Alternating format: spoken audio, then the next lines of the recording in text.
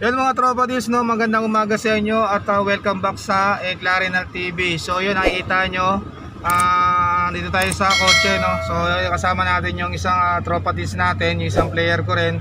At gusto nyo malaman kung saan kami pupunta, meron kami papakilalang isang special na tao sa inyo mga tropa dis, no. So kung gusto nyo siyang makita at makilala, samahan nyo kami. So let's go!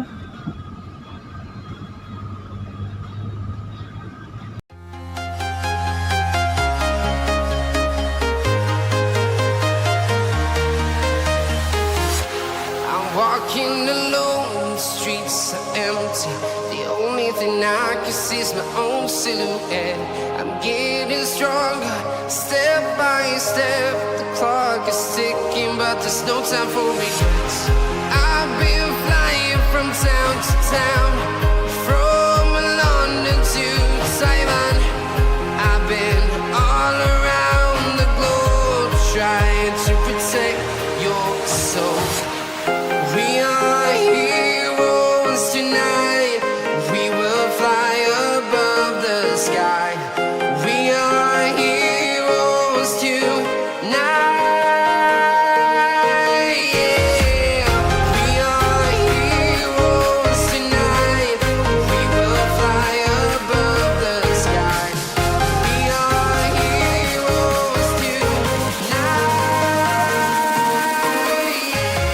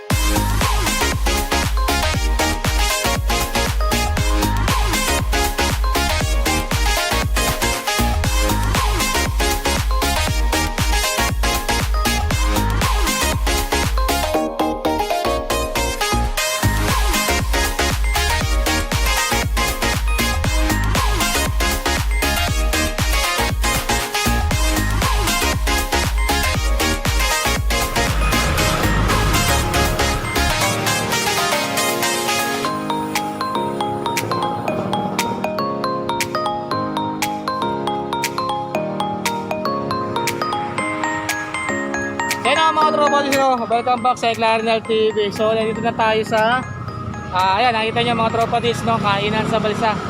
So hinihintay na natin dito yung yung pupuntahan natin, no.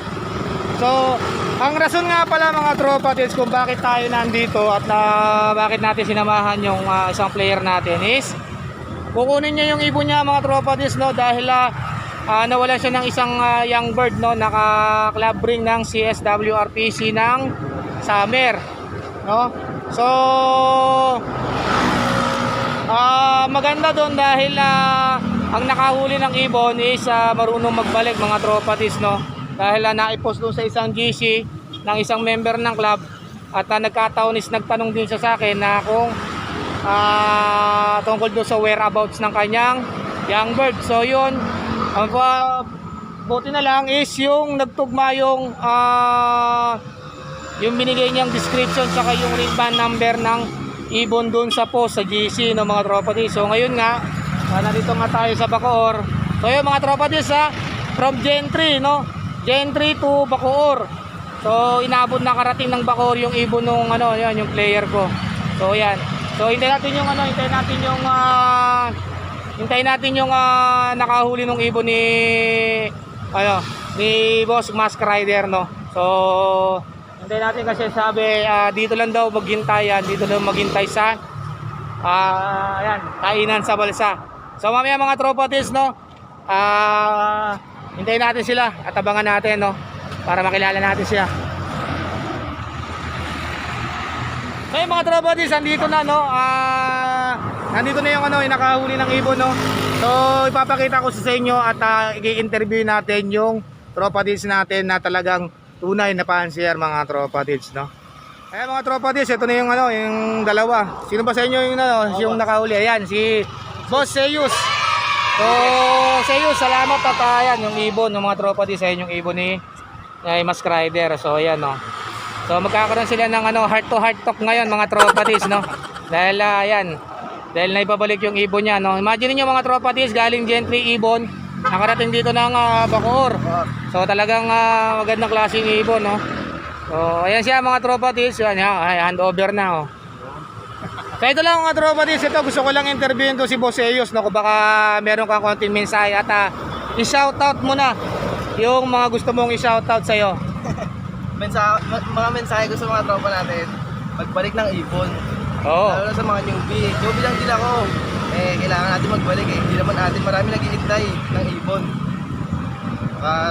Baka sakaling bigyan ng swerte. Mamalasin nyo pagka inangkin mo yung hindi sa'yo. Tapos Mamalasin yung lock mo. Tsaka baka meron ka mga pa-shoutout dyan sa mga tropa natin dyan. Donate ng Sinigwelasan. Yun, tropang donate. Shout out. Saka sa girlfriend ko, shout out.